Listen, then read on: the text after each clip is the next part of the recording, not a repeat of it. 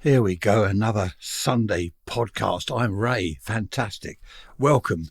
Nice of you to join me. The weather report, first of all, 20 degrees C, which is 68 Fahrenheit, 94% humidity, which is very wet. It's been raining a bit today. 1019 millibars on the barometer, and the flag, hang on, as usual, bit of breeze, or not quite wind, breeze from the west. Looking good. It's Friday, the 11th of August, by the way, 23, and the time is 3 o'clock in the afternoon. A little bit late. I wanted to start earlier, but we've been to a busy week. Where have we been to today? We went to the Harbour Park, a little Hampton, near where the fire was. There was a big fire yesterday. Tell you about that later. The other day we went to Amberley Museum, which was great. We got little grandson with us, the 8-year-old grandson. He's staying with us all this week. He's going home Sunday. So we've been out every day. Yesterday we went to Arundel Castle. That was brilliant. Arundel Castle. Do you know, I've not been there for 30 years. That was the last time I went there, 30 years ago. Can you believe that? Where's that time gone? I'll tell you one big difference between then and now, because that's what this episode is about, how things have changed. Several of you emailed me and you said, after last Sunday's episode, I said, I won't do that. I'll do it now. I won't do it next week. I'll talk about how things have changed now, which I did a little bit. But several of you have got on to me and said, do a proper episode about how things have changed from then to now. So that's what this is all about. Arundel Castle, 30 years ago, I was considerably younger, 30 years younger, in fact. And I went up the steps to the keep, stone steps right the way up, really steep, up to the keep. Now up there was Queen Matilda's room, and I sat on this stone seat by the window. Well, it's a slot, isn't it? It's not a window as such. I sat there, and that is exactly where Queen Matilda would have sat in 1100. She was born in 1102, was it, or 5? A long time ago anyway, 1,000 years, more than that. And I sat there and looked out onto the grass in the middle of the whole castle. There's an area in the middle. And that's exactly what she would have seen. The building, the castle, all of it exactly as it was then, I'm looking at now. And it somehow, I don't know, it was weird, a strange sensation knowing that I was in the very seat, which is basically just a stone sort of platform by the window.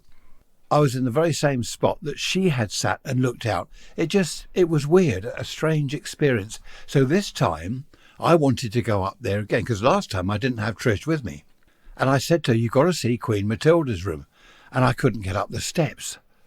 Honestly, my poor legs, after the day before, walking all around Amberley Museum, and then around the castle grounds, all over the place, finally up the steps, I couldn't do it. Isn't it awful? And then today we've been to Little Hampton, to Harbour Park. It's a kind of Butlins fun fair bit by the estuary of the river. It's the Ada, isn't it? The River Ada goes out to the sea there. Fantastically strong current. You look over the harbour wall and the current is fantastic. The speed of which that river empties, and especially empties, but when it fills it's a bit slower. It's really dangerous. You don't want to go in there. Very strong undercurrents and all sorts. So that's what I've been doing. Normally I'd be at least halfway through Sunday's episode by now, seeing as it's Friday afternoon. Anyway, waffle. So this is all about how things have changed then and now. Just talking about the River Ada at the estuary where it flows into the sea. It is fast when the tide goes out, and I watched a boat there once. He was stationary, had his motor running flat out and wasn't moving. He was against the tide. He was trying to come in and the tide was going out and he just wasn't moving. If anything, he was going backwards slightly. So, very, very strong current. Queen Matilda wasn't actually queen. She didn't get to be queen. I thought that she was locked up in the keep, in the tower there. There was this room. Over the door it says Queen Matilda's room.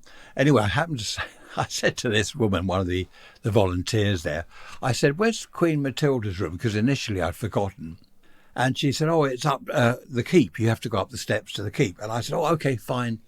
And I said, oh, I'd like to go and see that because she was locked up in there, wasn't she? No, she wasn't. This woman said, no, she was quite indignant. Queen Matilda was not locked up at all. Blah, blah, blah, blah, blah. She had a bit of a go at me. I said, oh, sorry, I must have got that wrong. You have got that wrong. It was funny. And she started telling me all about Queen Matilda. I'm not going to tell you all about it because you'll get bored and go to sleep. I couldn't get away from this woman. I mean, she knew her stuff. She was brilliant. But all I wanted to know, I just lost my bearings, wasn't sure where Queen Matilda's room was. And I got this lecture all about how she wasn't locked up, how she was never actually queen. I think they called her empress or something. Anyway, there we are. That's another story. So I actually wore myself out walking because all round the tower, it's all hilly. You know, obviously castles are built on the top of hills, aren't they? So they've got a good view all round. And my poor legs, stand the crows, my poor legs. Now, the fire in Littlehampton, we'd already booked to meet friends there, all this stuff. The day before we were due to go to Littlehampton, which, where are we? I don't know what day. Anyway, it was the other day. This Harvester restaurant caught fire and burned down. It really did. There's videos all over Twitter. Look at the, if you're interested, the Harvester restaurant, Littlehampton, and you'll see there's videos of the fire. And even today, that was yesterday, in fact, yeah. That was Thursday, it's now Friday. We were going there anyway today. We'd arranged to meet friends and things. And they're still hosing it down. Firemen right up this huge sort of ladder thing, and they're hosing it because it's still smoking from yesterday. What a shame. Lovely restaurant. We've been in there several times whenever we go over there. We usually have something to eat there, or a coffee. And luckily the Windmill Theatre, which is right next to it, didn't catch fire. One of the firemen was saying that the wind was in the right direction, not to blow the flames onto the Windmill Theatre. I think the wind was coming off the sea and blowing the flames away from the theatre. So the theatre's got a little bit of water damage, but apart from that, it's fine. So that was all a great shame. Loads of firemen still there this morning, and the smell, well, it's still smoking. You know, you can smell it all round the place. Such a shame. Rob contacted me from Australia, because that's where he lives, so he would, wouldn't he? Happy days. I asked about kangaroos last week. Do they make a noise? Cows moo, don't they? Pigs oink and stuff like that. He said they don't make a noise, but they do sort of growl a bit. So that's what kangaroos do. There we are, we've all learned something. They do growl a little bit. Thank you for that, Rob. How did that come about? Oh, that was talking about Ian, wasn't it? Tilly, his horse, and his sheep that he calls mint saucians. He doesn't eat them. They're pets. He doesn't eat the horse. Doesn't eat the sheep either. So, yes, thanks for that, Rob. How things have changed. The Duke of Norfolk lives in Arundel Castle. I'm not sure whether he was there. I think they fly the flag when he's there. And when he's not there, the flag isn't flying. I believe that's right. But it's so interesting. I mean, obviously, I'm going back 1,000 years or more, so things have changed. But that castle is exactly how it was back then. It's probably had one or two repairs over the decades, the centuries, obviously. But it's quite fantastic to think that that's exactly how it was. The grounds, everything, you know, the archways, the whole lot. I took some photos. I might put them on the website at some stage. But even going back just to 1950s, how things have changed since then, let alone 1,000 years. Oh, I was watching Chris Packham, his programme about the Earth. Have you seen that? All about the Earth. They go back millions and millions of years, billions of years, how it was then and what's happened. And that's interesting. I mean, how things have changed there. No life at all. Absolutely no life at all. And then he's been going over the sort of millions of years, how things have changed with the Earth. That really is fascinating, if you're interested in that sort of thing. First of all, it started with this sort of amoeba type stuff, and then green sort of algae. Is it algae or algae in the sea? And that eventually crept out of the sea onto the land. And, well, the rest is history, as they say. So it goes on. But things have changed a great deal. I was thinking the other day about the 1950s and the things kids used to do. I'm not going to go through this because I've done it a lot of times with children. back then we had board games and things like that, and we watched the one channel on the TV, then we had two channels, whereas these days it's all iPads, iPods, iPhones and eyeliners and I whatever. So there's no point in talking about all that. But other things, collecting things. We used to collect things. We had scrapbooks where we cut things out of newspapers and comics and anything, and we'd stick them in the scrapbook. Cigarette packets, cut the front off the cigarette packets and put those in your book. Matchboxes, cut the front off the matchbox and stick those in your book.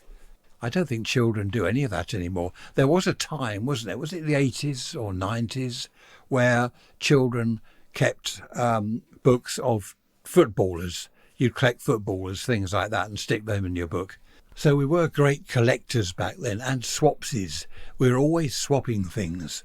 I remember before I went to school every morning, what can I stuff in my blazer pockets? Oh yeah, I don't want those. Cigarette cards. Oh, I don't want those marbles. Stuff them all in your pockets. As soon as you get to the playground, there's all these kids there. What have you got? Oh, I want that. What do you want for that? Oh, I want 6 marbles for that. Oh, I'll give you 5. All right then. And it really was like that, collecting and bargaining and swapping things. It was fantastic. I remember one boy came in one morning with a speedometer from a motorbike or a moped, only a small speedo, with the mileometer there as well.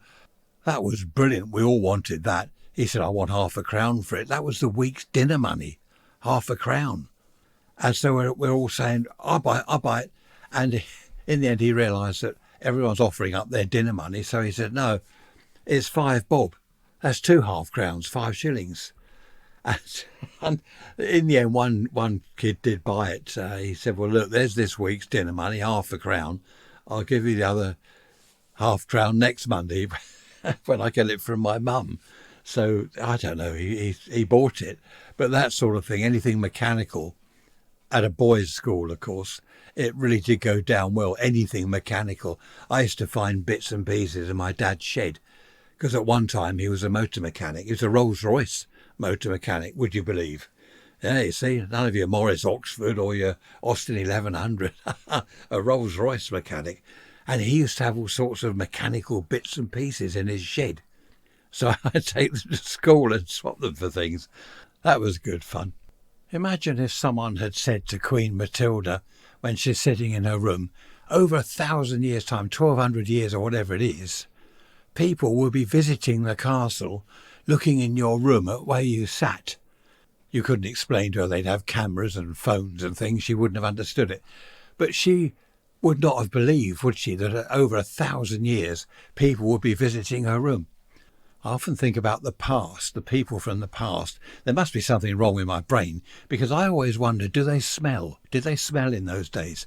I heard on the telly, some history programme, that the women in particular, because they wore all these clothes, like, huge knickers and petticoats and more petticoats, then more knickers and then skirts and more petticoats and more skirts, it takes them kind of half the day to get dressed. So they're not going to wash, are they, every day? Because it takes too long. It's too much of a palaver. And these bodice things, or the corsets or whatever they're called, takes hours to get dressed. So they didn't bother to wash, apparently. No, it's true. It's true. I heard it on the telly. They didn't bother to wash half the time because it's just too much of a palaver.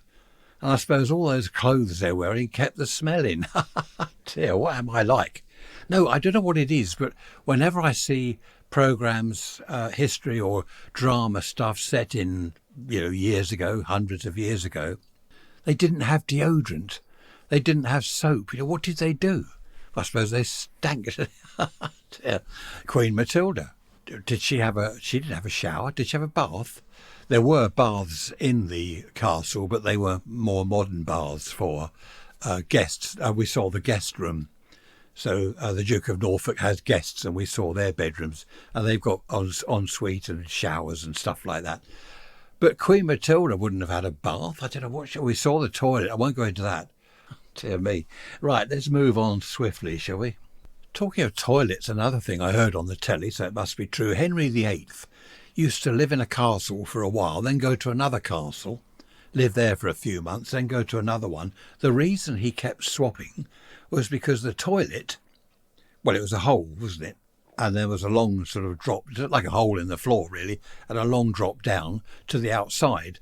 And it used to smell after a while. So what he would do is go and live in another castle. Is that true? Is that true? I don't know. That's what I heard.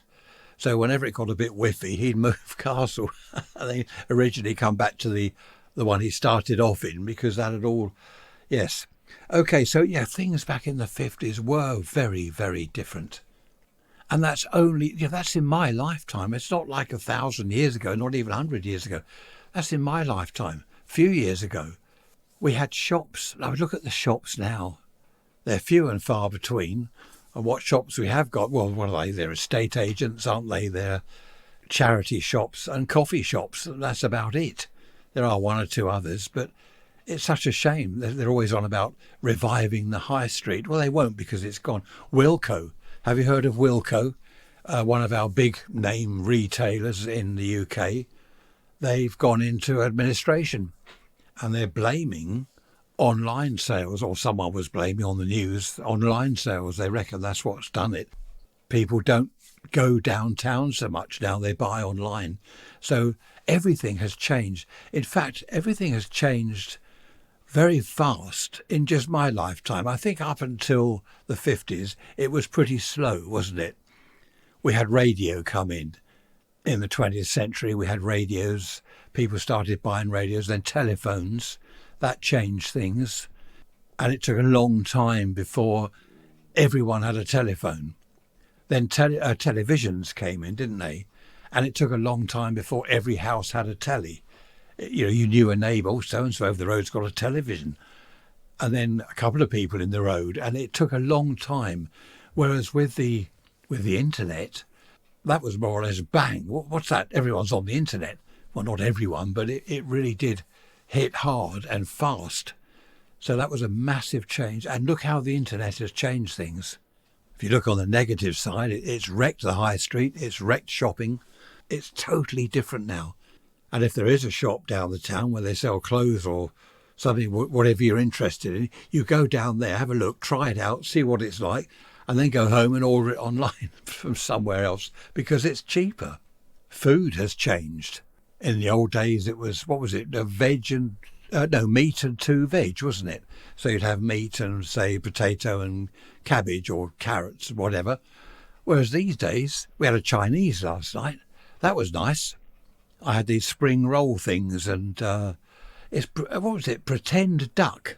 It's not real duck. They call it duck something. I don't know what they call it. And I was a bit of a piglet. I had chips with mine. I had far too many chips. But we didn't have all that back then. All this different choice of food. We had the fish and chip shop down the road. And then, of course, again, slowly over the years, the takeaways, the Chinese, the Indian, slowly coming into the country. All changes were slow, weren't they? Whereas now changes have happened so fast. It's all so quick. I can't keep up with it. From day to day, stuff changes. And you think, hang on a minute, I can't keep up with this. What's going on now? We used to have a tax disc in the car windscreen, road tax. And you'd have that on there. It would be the date and everything, so people could see you paid your road tax. That disappeared. We used to have garages, a little garage. Every town had several little garages. You could go in there and the chap would fill up your petrol tank, and he'd clean your windscreen, check your oil and tyres, check the water in the radiator. Now that didn't change quickly, did it? Because the bigger garages started coming, the supermarkets started appearing, and they opened their own forecourts where they sold petrol. You didn't get anyone come out to see how you were, check your tyre pressure, check your oil. Self-service petrol pumps, so you've got a lady or a couple of people sitting in the office bit where you pay, in a shop where they sell everything as well, so they get more money out of you. No one ever comes out to see whether your windscreen's clean or you want your oil checked. No, that's hard luck. Do that yourself. That was a slow change, wasn't it? Not everything has changed quickly. It just seems sometimes that that has changed almost overnight. We had mini roundabouts in the town. They popped up overnight, several of them.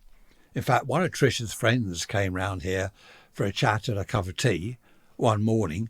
On her way home, this was 2 hours later, one of these mini roundabouts had popped up. She's driving along. What's this? She didn't know what it was. And they just spread like fire all over the place, these little roundabouts. They sort of work. The funny thing is when you've got 4 roads all meeting this one roundabout and 4 cars sitting there, the drivers all look at each other. Well, if we're all giving way to the right or the left in your country, wherever you live, who's going to go first? What I normally do is while they're all dithering, I put my foot down and go and leave them to it. Who remembers jukeboxes? Now, here's the thing. Jukeboxes in the old days in the pub, they were fantastic. They were big bits of gear with all the lights and push buttons on the front. Brilliant. You put in your 2 bob bit or whatever it costs, and you could choose a few records. They were brilliant. They sounded good. They had decent speakers in the front of them. I remember one jukebox in the Norfolk. Who remembers the Norfolk in Worthing, the Norfolk pub? It was like a big chest. It was wood. The outside, genuine wood, not plastic, and it was like a big chest, and the lid opened, and there's all the record mechanism beneath the glass.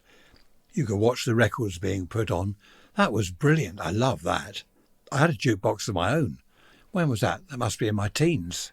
Yeah, late teens. I got a jukebox, only a small one. It didn't work when I first got it, but I got it working. I was so pleased I put all my records in it. I knocked out the record centres, you know. You've got the little hole, haven't you, for the spindle, and you can take that centre out, and it's a big hole. What is it, about 1 inch or something across? And that is for jukeboxes. So I pushed all the centres out of my records and stuck them in this jukebox. That was brilliant. That worked well. That had a lovely speaker in it. Really did sound good. That one wasn't stereo, but some of the big ones in the pubs, they were stereo, and they were loud. They had big valve amplifiers in them. Now, I saw a programme, here we go, on the telly again the other day. Was it that retro workshop repair thing? A chap bought a jukebox for £850, which I thought was rather steep, but there we are. Lovely big old jukebox.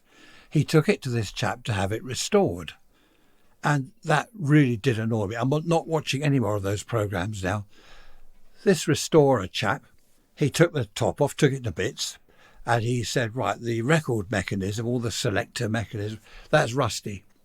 And he took it out and he threw it on the floor in the corner of his workshop. And I'm thinking, no, don't clean that up. This is history. It was a 1970s, I think, jukebox. He just chucked it on the floor. Then he took out the coin mechanism, where you put the coins in and all that. He took that out and chucked it on top of the record stuff he put on the floor. He then took out from the bottom of the jukebox this big amplifier. And I was thinking, oh, wow, he's not going to, no, he's not going to throw that on the floor. Yes, he did. He chucked it on the floor. We don't need that, he said. I can get an amp, and he pointed with his fingers, about that big, about 6 inches. You can, Chinese amps. I'm looking at one now. I've got 2 in here, in fact. They're pretty good. But that's not original. What he ended up with, that jukebox, it really did annoy me. I don't normally get annoyed. He stripped everything out of it. There was a fluorescent tube in there, which lit up behind the panel where all the labels were, all the different record names. He took that out, chucked that away. He put Bluetooth in it. The jukebox looked nice. He cleaned all the front of it and he had it all restored, all the chrome and stuff done. Looked really good. But he went on his phone and played some music through it. Bluetooth. It wasn't a jukebox at all in the end. It was an empty cabinet with a Chinese amplifier in there, tiny little thing.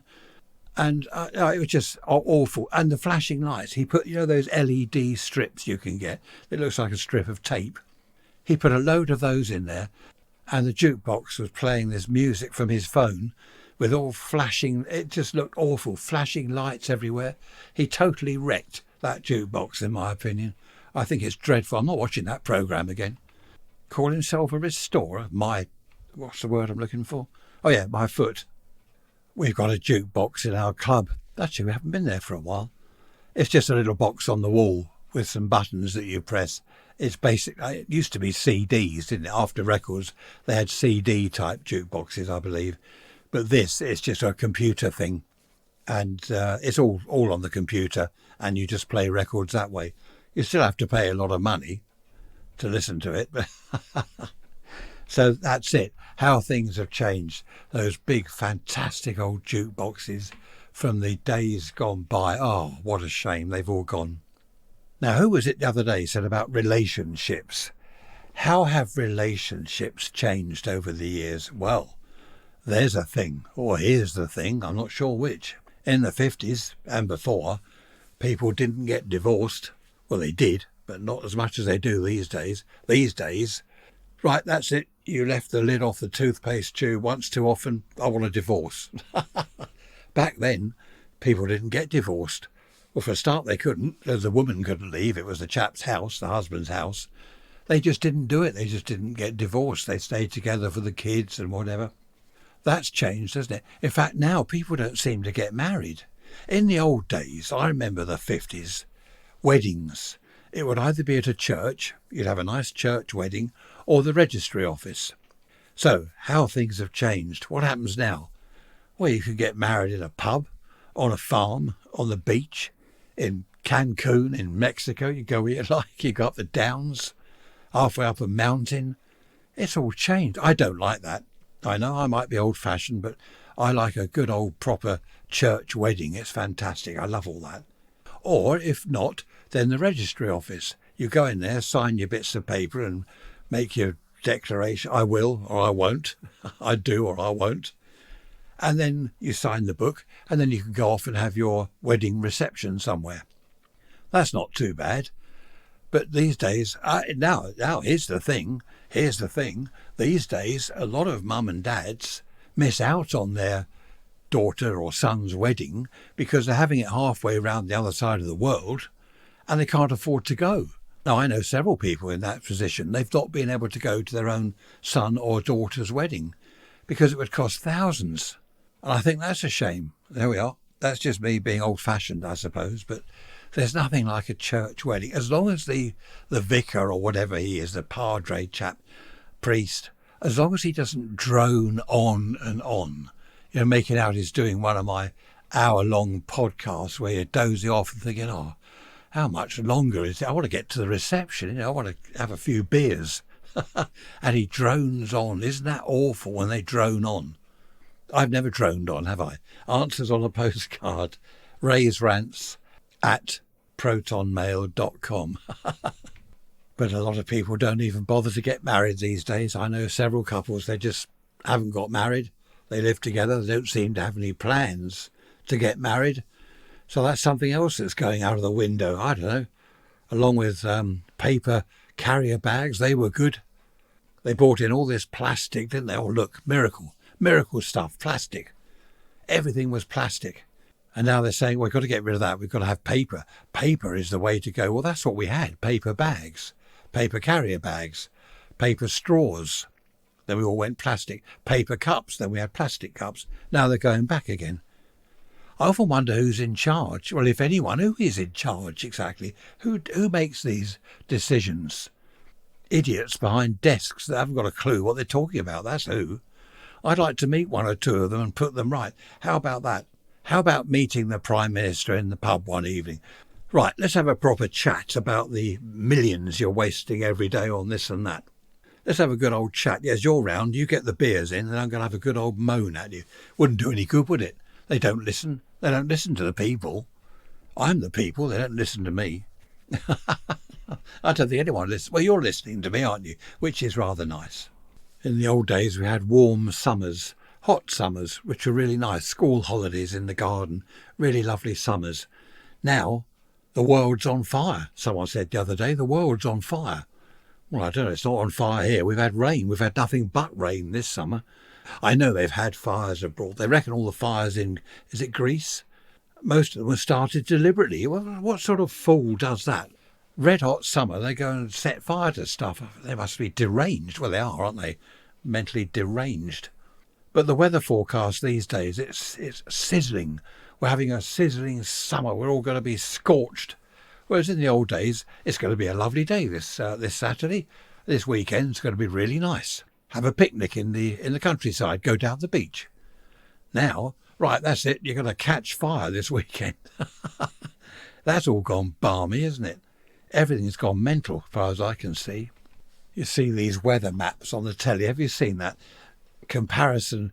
If you look online, people are comparing weather maps from the 70s to weather maps now. In the 70s, you'd have sunshine stickers all over the map. And these days, the whole map is red, as if it's burning, it's on fire. It's all this media hype, isn't it? Did we have media hype back then? I don't think we did, I didn't read the newspapers much when I was a kid, of course. In my teens, I didn't have much time for newspapers or the radio or television news because I was always out doing things. But I don't remember all this hype, all this banging on about the heat and how hot it's going to be this weekend. We just didn't have that. We had normal people doing a normal weather forecast. Well, apart from Michael Fish. I mean, he was normal. I'm not saying he wasn't normal. Poor old Michael Fish. He said, a woman's just phoned in and asked whether there's going to be a hurricane tomorrow. No, of course there's not. No hurricane in sight. And then we had the 1987 hurricane, didn't we? Devastated. Do you know it blew down in the UK 15 million trees? Can you believe that? 15 million trees. And at Kew Gardens, the horticultural place, there was one tree, was it 400 years old, something like that? And they put it upright. They actually put it upright and planted the thing again.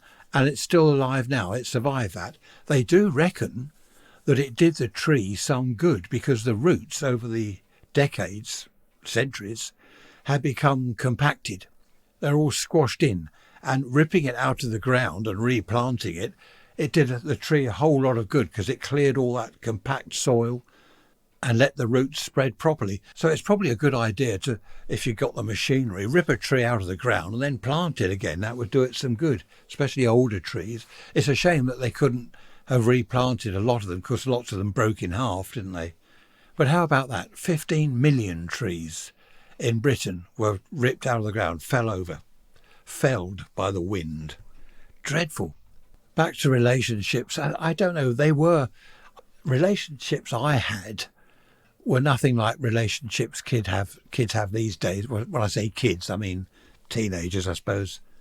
Us lads would go to a pub or a club and ask a girl whether she wanted a drink or do you want to dance. I used to hate asking girls, do you want to dance? In case they said yes, because I couldn't dance. I'd just kind of wave around on the dance floor, throw some shapes. It was awful. If ever a girl said, yeah, okay, halfway through dancing with her, she'd walk off. Didn't want to be seen with me. That was funny. But these days, I don't know, they don't ask each other out but do they go to the pubs, teenagers? The teenagers I know these days, grandchildren, friends, sons, daughters, I don't think they go to the pub. Mind you, a lot of the pubs have closed. Pubs are closing all over the place. Are there still nightclubs around? I talked about that a few weeks ago. I'm not sure that there are so many nightclubs these days. I don't know, where do the youngsters go? In my day, in the 60s, of course, it was pubs and clubs. That's where you go. You meet friends, you meet girls, you meet everyone in the pub and then go on to a club later on, if it's the weekend, Friday or Saturday night. But during the week, you go to the pub. That's where everyone met. It was it was a public house, wasn't it? Pubs were called public houses where people met. We had youth clubs in my day. Do we still have youth clubs? Now, there's another thing. Do we have youth clubs? I'm not sure. I don't think we do. I've never heard of them if we have. They were dreadful. The ones I went to were just awful. Absolute waste of time going there. There was one, have I mentioned that before? The boys club or something. There's just boys there. Well, I suppose there would be. It was a boys club. What's the point when you're kind of 14, 15 of going to a boys club? You want to meet girls, not boys. I found one youth club where it was mixed. But that's when I was, 16, 17. Of course, by then I was out to work. And I didn't go there much because I was going to the pubs and the clubs with people from work and meeting the girls there. But I never did see the point of a boys' club. It was pathetic. Did they have girls' clubs? I don't think they had girls' clubs. So that's all changed again, hasn't it? It's the internet. Mobile phones, when they were just mobile phones, not online, just a phone, they weren't particularly popular, were they, with teenagers? What do you want a phone for? But of course, as soon as the phones had the internet on them and you could do all your social media stuff, that was it. You could sit in your bedroom at home, talking to all your friends, video and chatting away and texting and stuff. So I reckon that was the beginning of the end, I suppose, of going out to the pub and meeting people. I used to like going to the pub. I'd eye up these girls. I'd eye them up. I'd see one and I'd think, right, she's nice. She's with a couple of friends. Now, that doesn't happen now, does it? For a start, they're not in the pub. I don't know who goes to pubs. Just old boys, I think. Well, I'm an old boy and I don't go to the pub. It's too expensive. But I'd look at a girl, and if you got a bit of a smile, a little bit of a smile back from her, if you smile to her, then that was the first step. And then perhaps after a little while you go over and, would you like a drink? It was a sort of process. Everyone knew all about it. The girls knew what was going on. We knew what was going on. If she looked away and didn't want to know, that was it. You left it there. Right, she's not interested. I'll move on to the next one. That was all part of the fun, I suppose, of going out in the evening. I was going to say getting dressed up, but I was a bit of a hippie. So all I did was throw on my big old sheepskin type coat, and my long hair, and put on some sort of hat with flowers in it. And I had my beard, a full beard. No wonder they looked the other way. Dear me. Happy days indeed. My mother-in-law, bless her, she just brought over a jacket. It's Saturday now, she comes over for lunch. Talking of clothes, just brought me this jacket. It's sleeveless, a lightweight sort of summer-type jacket, and it's got 10 pockets. Some of them are secret pockets. It's fantastic. When I go out, for example, Arundel Castle, Amberley Museum, I take 2 or 3 handheld radios, the walkie-talkies with me, and I suss out what frequencies people are on and stuff like that. So I'm loaded up with equipment, and I've never got enough pockets. Now, her husband, my dad-in-law, he passed away a while ago. This was his jacket, and she's kept it, not quite sure what to do with it, until she heard me mentioning, I've got no pockets, I need more pockets for all these radios, and she just brought it over for me. It's fantastic. So, talking of clothes, it's not quite hippie stuff from the 60s, but it certainly is going to be very useful. I love it. We've just taken a photograph of me with aerials sticking out of all these pockets. I don't know, talk about nerd. Let's go back to now and then, things that have changed over the years. What is this baby shower business all about? Have you heard of baby showers? I heard it recently. I don't know what they're talking about. I think it's a load of women get together. One of them's pregnant, is that right? And they all get together and have a laugh and have a few drinks. Well, the mum-to-be can't have any drinks, not alcohol anyway. Is that what it's all about? I heard of someone the other day, they're having a baby shower, and they've given everyone a list of what they want for the baby. So you've got it's a bit like a wedding present list, So they'll put on their toaster, kettle, hairdryer, whatever they put on these wedding lists. Well, apparently now they do that with baby showers. How things have changed. Stone the crows. A list. Right, I want a pack of nappies. I want some talcum powder, some Vaseline. Or I don't know what they use on babies these days. Good grief. But that's the latest thing. We didn't have that in my day. We had old Terraline nappies. Who remembers? You've got to show your age now if you say yes. Who remembers Terraline? Were they Terraline nappies? They called them Terry nappies, didn't they? Those cloth things that you have to boil. You boil them on the stove, on the cooker, in a big saucepan. You have to boil them, and then you hang them out to dry. And while they're out there drying in the same saucepan, you cook up a stew or something. No, I think they had a special saucepan for boiling the nappies. Or maybe some people only had the one saucepan. So you boil up the dirty nappies, hang them on the line, and then make your stew in the same saucepan. Goodness me. But how things have changed, though. There are many, many things, aren't there, that have changed. I could sit here all day, hours on end, going on about it, but you wouldn't like that, would you? I mentioned weddings earlier, how people get married in Mexico and wherever they go, whereas it used to be a local church or the local registry office.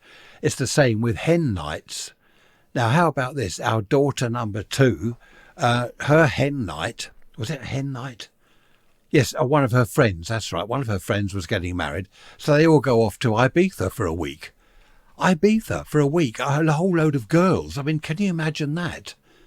If we went to Ibiza for a week back in the 60s, well, you didn't in the 60s, say 70s or 80s, you'd have to save up for a year, and it was a major event in your life. Whereas these days, oh, let's pop over to Ibiza, have a few bottles of wine and celebrate your forthcoming marriage. People seem to travel all over the place today. My mum was saying this morning, because we've been to see her, as it's Saturday, she was saying, where do all these young people get money from? I don't know where they get the money from. They go out for meals. She was saying that they have their nails done, £60. They have their hair done, 100 and something pounds. They have their teeth whitened, £3,000. Botox. What's all this Botox stuff? Have you seen these people with huge fat lips? These girls, is that attractive? I don't think so. That must cost thousands of pounds. And as she said, where do they get the money from? I've no idea. Back in my day, when I was a boy, you'd save up for the deposit for a house. You didn't have holidays. If you were lucky, you ran a car. When we bought our first house, I had a Morris Oxford, very old Morris Oxford. Moved into the house, baby came along. The Morris Oxford, we put it in the garage around in the compound. Didn't use it for 2 years, didn't have any money. We couldn't run a car and have a baby, and wife not working, just me working. So the car sat in the garage for 2 years. Had to walk to the shops, with the pram and do the shopping and all that stuff. These days, what are these big cars called? SUV thing. Chelsea tractors. You get these young women, they're normally blonde. I like blondes, that's another issue, another subject. And they're driving around in these massive Chelsea tractors. They've got loads of money.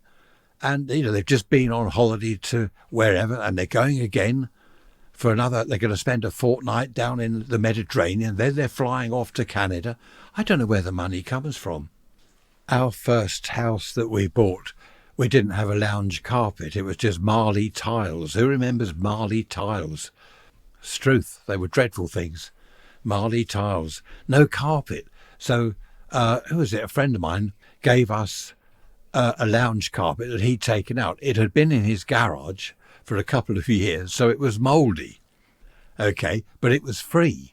And I tried to fit it with my brother. He cut along the skirting board, and there's a kind of 6-inch, well, it started off as a 1-inch gap and progressed to about 6 inches.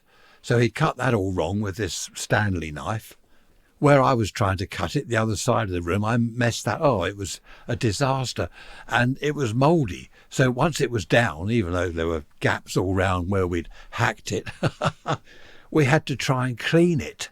So I'm on the floor with a scrubbing brush and a bowl of water trying to get the mould out of it. Luckily, it was summertime, so we had the doors and windows open. But that was our first lounge carpet. Couldn't go to a carpet shop and say, right, come and measure up, we want a fitted carpet. Whereas these days, they do. Mentioning no names, because I know they listen, but 2 or 3 people I know, they've got married, they buy their first house, and they go down the carpet shop. Right, we want that one for the lounge, that one for the dining room.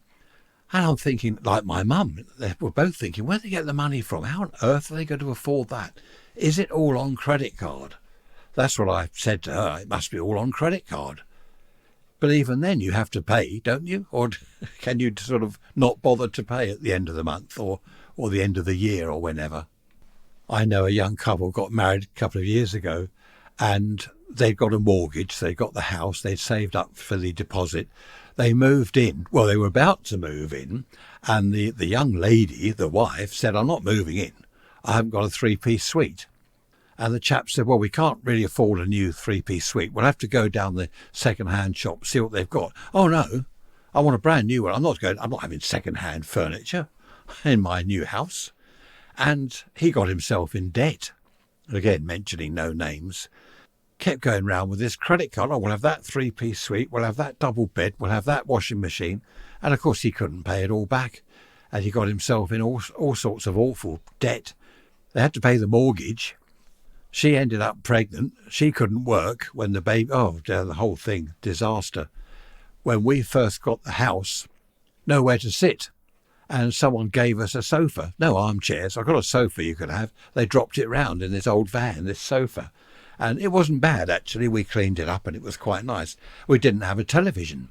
And someone we know said, I'll tell you what, I've got to tell you, you can have a spare TV. Wasn't very good, but it worked of sorts.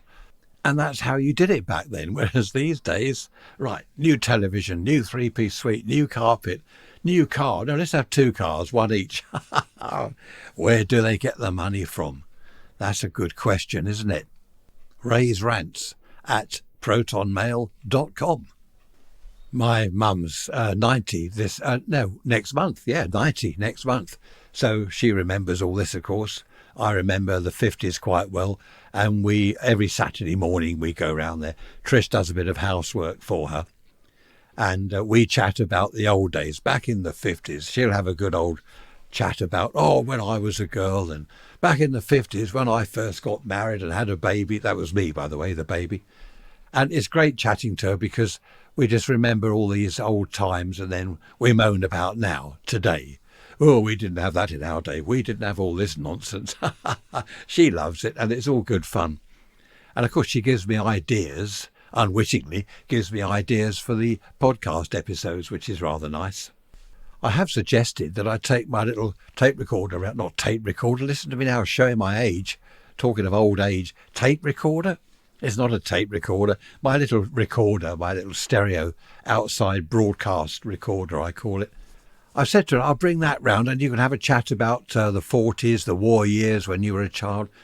And she keeps saying, I don't know what to say. I think the answer is I'll take it round there, switch it on, hide it in one of my many pockets, my jacket of many pockets, hide it, and then get her to chat. And then I can do a bit of editing and put it on one of the podcast episodes. It would be nice to interview people, older people, but they don't seem to want to do it. They don't know what to say. I don't know why. I think that's the way to do it. Don't let them know that it's being recorded so they can just ramble on. Yesterday we went to, did I tell you? I can't remember what I said on this episode now. We went to Littlehampton, the Harbour Park, which is a sort of Butlins. I think it was owned by Butlins.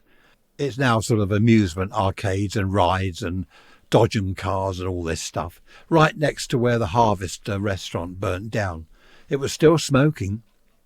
That was 24 hours after the fire. The following day, the firemen are still there hosing it down because parts of it were still smoking. I suppose they can't just go off and leave it because it would go up again, catch fire again. But what I was going to say was, how do I put this without being rude? There were so many large people. In my day, you just didn't have these huge people. Trish and I sat on this bench while our grandson, was on the Dodgems. We sat there watching him, and there were huge people walking past. I don't know how they walk, some of them. Why is that? Now, that did not happen.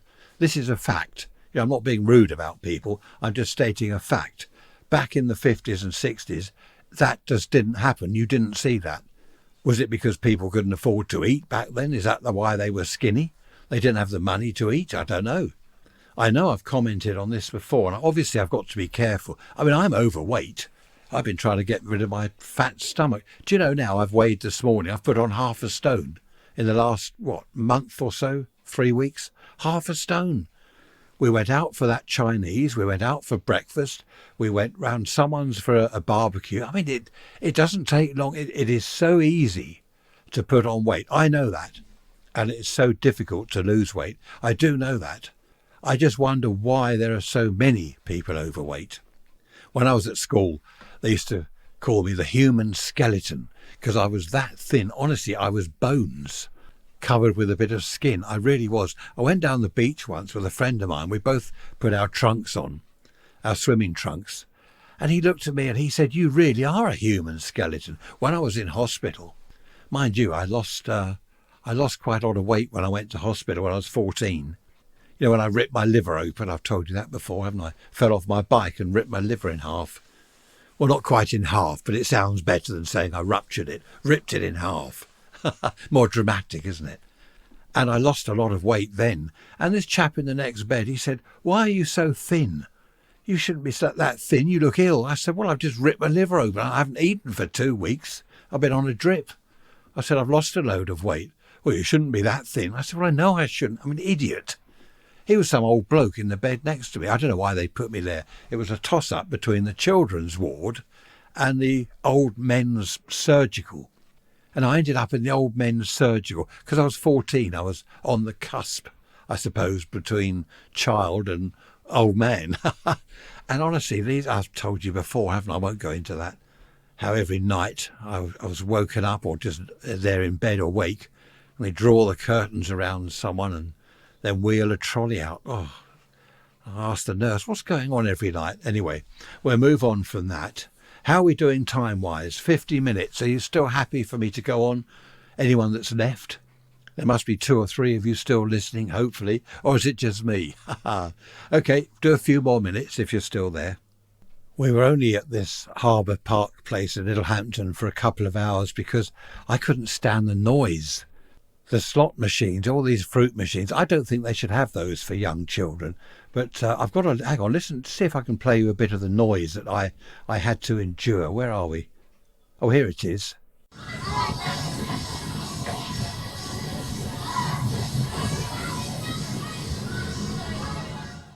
That wasn't a particularly good recording. The noise level didn't really come across, but there's kids screaming. I mean, they're having a lovely time. They're really enjoying themselves. But wherever you go, there's this noise and sirens going and music blasting. And as you know by now, that's not the sort of thing I like. I'd rather sit in the woods and listen to the birds singing. But there we are. Our little grandson loved it. He loved every minute of it. What you have to do is you spend £20. £20. You put it in a machine and it gives you, I think 6 tickets. So you've got 6 rides you can go on. You just hand in each ticket. Was it 6 tickets? Yeah, it was no more than that. So he went on 6 rides and then we had a coffee and he had whatever it was, a drink of something. And then we went home. But it was all right. It was quite good fun. To be honest, I was more interested in the firemen and what they were doing. They went up on this, I think I've told you before, they went up on this big ladder thing. Was it a gantry or something? And they were still hosing it down. Quite interesting to watch. I don't know Littlehampton very well because it's not a place I used to go to very often. But Trish went to school in Littlehampton. So she knows the area very well, which is handy because driving round, wondering where to park and all this sort of thing, I would have just got lost. So it's quite nice that she knew the area. Of course, it's the school summer holidays at the moment, so the traffic on the road, no mums around in their Chelsea tractors, or hardly any, because all the school trips, the school runs are finished for a while, for about 6 weeks, I think. But wherever you go, it's full of kids. Amberley was full of kids. So we've been to Arundel Castle, Amberley Museum, the park over at Littlehampton, the Harbour Park. We had a Chinese takeaway here. We've been out for breakfast to a cafe. Spent a fortune this week. And I haven't been at home much, but I'm at home now. And tomorrow, Sunday, nothing planned at all, which is brilliant. What are you doing this week? Because you'll be listening to this on Sunday or whenever. What have you got planned for next week? Anything? Have you got kids at home in the school holiday? What makes me laugh, you see these things on the telly about mums and what are they going to do in the school holiday? How are they going to amuse the children? And they come up with ideas. When I was a kid, my mum didn't amuse me. I went over the woods. Here we go. You're saying that's it. I'm going to turn off now. He's going over the woods again. Climbing trees, looking for birds' nests. We've heard it all before. Newts, tadpoles, frogs in the pond, sticklebacks. Yeah, heard it all before. No, it's true though, isn't it? We didn't get bored. I don't ever remember even thinking or saying, oh, Mum, what can I do? I'm bored. I've got 6 weeks off school. What can I do? What can I do? Have breakfast and go over the woods. Excellent fun. Talking of the woods, they were on about foxes the other day on the telly because they're all in the towns now and people were saying, oh, well, that's because we've taken their habitat away. We've built all over the woodland. We've now built housing estates everywhere. Everywhere is concrete instead of trees and woods. Some people were saying, well, we're going to have to cull the foxes. We're going to have to kill a few of them. Well, yeah, I don't think that's not fair, is it? You can't start killing them. We've got 5 fox cubs back in the field behind us. 5 fox cubs. And I'm pretty sure one of them was in our garden the other night. I looked out there and I said to Trish, I woke her up. I do that. That annoys her. like 2 a.m. Hey, Trish, come and have a look at this. And, what? I said, look, a fox. And she looked out of the window, and because our garden lights come on, these sort of security lights, she said, that's a cat. And I said, no, it's a fox. Anyway, 2 a.m, it's a cat, fox, it's a cat, fox. In the end, she said, shut up and go back to sleep. It was a fox. There are more and more foxes. We used to see the odd one, but now we've got entire families of foxes around. I like them. I don't know whether they cause damage, do they, or harm. I wouldn't mind if they came in the garden. The only thing is with our tortoise, well, that's during the day he is out. He wouldn't be out in the garden at night. I don't know whether they might attack the tortoise or something. Do they attack cats? I'm not sure. I know they go after hedgehogs. Apparently they wait. The hedgehog will roll up into a ball and the fox will be very quiet and wait. So the hedgehog thinks, right, he's gone. So he unrolls himself and then the fox attacks him. Of course, hedgehogs are in decline, aren't they? Anyway, is that enough? It's just over 55 minutes. Take care, look after yourselves. I will see you for the midweek message on Wednesday. Oh, look, the sun's come out. That's a rarity these days. The British summertime, the sun coming out. Struth. Look after yourselves. See you on Wednesday. Bye-bye for now.